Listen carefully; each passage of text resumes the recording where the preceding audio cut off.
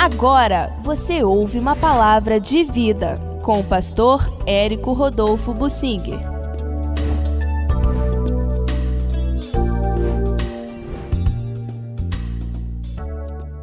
A covardia do rei Zedequias não o ajudou para o seu futuro. Vamos lembrar desse fato histórico e trazer para nós lições, principalmente quanto a isso, a procrastinação, quanto à covardia em tomar decisões, a demora em tomar decisões. Há situações em que, se você não tomar a decisão logo, não terá mais oportunidade qualquer. Há situações em que você tem que tomar decisão já. Por exemplo, quando você está na beira de um precipício e vê uma pessoa caindo ali, você tem uma fração de segundos para agir, botar a mão e tentar segurar a pessoa. Se você não fizer isso imediatamente naquela fração de segundos, não adiantará mais nada. Você vendo, poderá fazer algo se tomar uma decisão logo.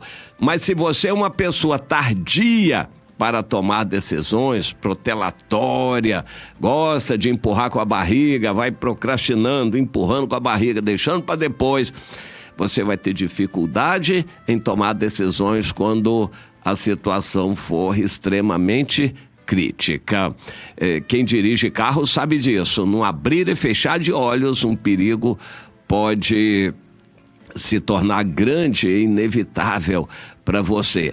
Em qualquer área da vida, quem anda pelas ruas do Rio de Janeiro, por exemplo, ou São Paulo, sabe o quanto pode ser assaltado ali a qualquer momento.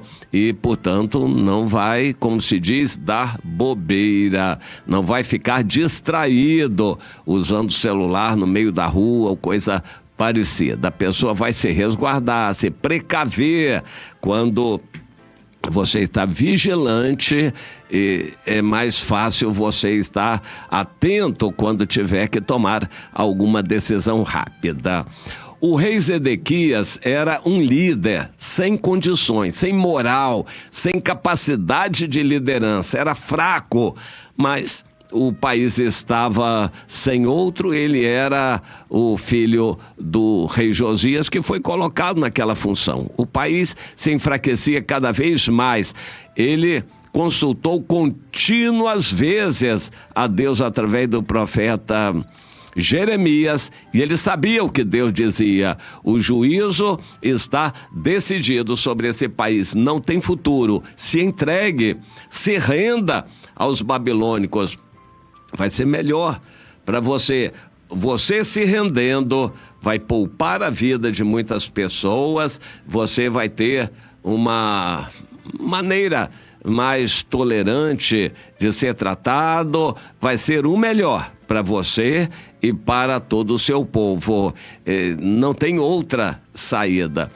Ele sabia disto, mas tinha certos receios daqui, de ser zombado ali, de ser criticado por outros, e enfim, ele titubeou, vacilou, deixou o tempo passar, deixou o país ser cercado, a cidade foi cercada, o tempo passou, ele só fez alguma coisa quando, em desespero, a fome já estava matando e os babilônicos já estavam entrando. Então, quando isso aconteceu, ele fugiu. Ele achava que era a grande cartada que ele tinha, ele achava que era o grande segredo que ele guardava, que havia uma caverna, que até hoje é chamada Caverna de Zedequias, em Jerusalém, que era uma grande caverna que ia desde ali debaixo do templo até fora dos muros. E ele acreditava que, quando já estivesse prestes a acontecer a tomada da cidade, que ele poderia entrar por aquela caverna e fugir de noite. De fato, isso aconteceu, mas ele foi apanhado já um pouco longe, nas campinas de Jericó, e a situação se tornou pior ainda para ele. O capítulo 52 de Jeremias, na verdade, a profecia vai até o capítulo 51.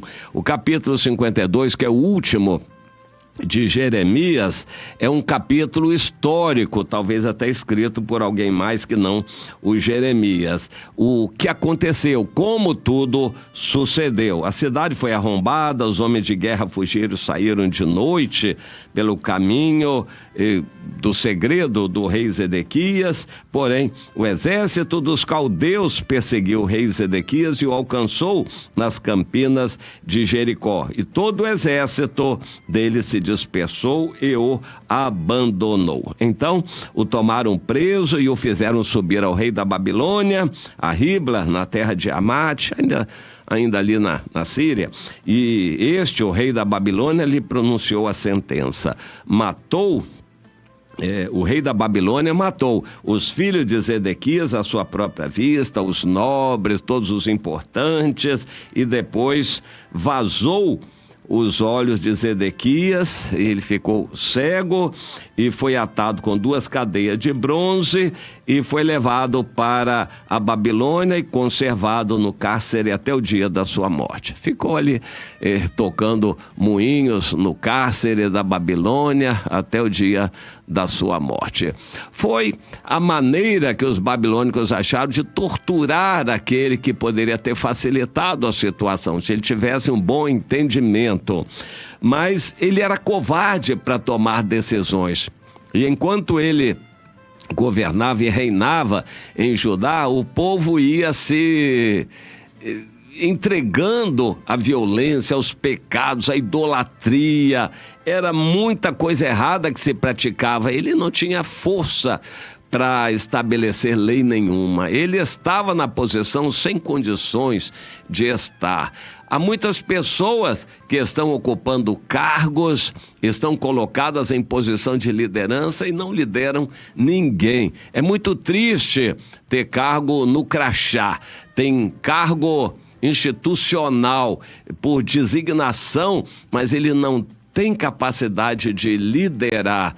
A pessoa não deveria aceitar essa situação. O rei Zedequias aceitou e o fim dele foi muito triste. Ele poderia ter tido um fim mais honroso se ele obedecesse a Deus, ou se antes ele fosse forte o suficiente para amar a Deus e querer liderar o povo. Ele nunca quis liderar, ele quis se aproveitar do cargo e foi protelando, covardemente protelando, até que depois não pôde fazer mais nada e foi preso, e o final da vida dele foi uma vergonha, depois de ver toda a sua família ser morta na sua frente. Lições ficam para nós. Aquilo que nós temos que fazer hoje não é para deixar para amanhã. Decisões importantíssimas de acertar a vida, consertar algo diante de Deus, confessar seus pecados, deixar uma vida errada, torta, você sabe.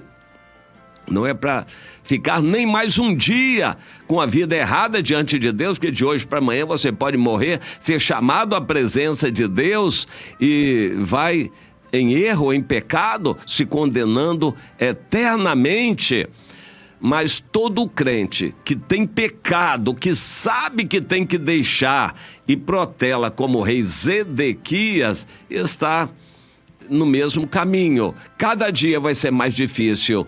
Em alguns momentos, em conversas com o profeta Jeremias, a gente observa isto. Em alguns momentos ele até pensou em fazer o que era melhor em atendimento ao Senhor, mas depois, por causa da covardia dele, não teve coragem de fazer e não fez e foi deixando o tempo passar.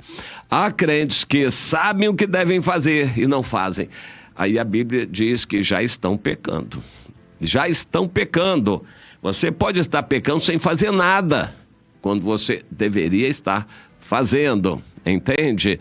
Pecado por omissão. Você não está cometendo um deslize consciente, um pecado consciente, mas está pecando por omissão. Sabe que deve fazer algo e não faz. Está se condenando de igual maneira aos olhos do Senhor. E esse foi o caminho dos Zedequias. Não siga este exemplo. Meu irmão, minha irmã, acorde.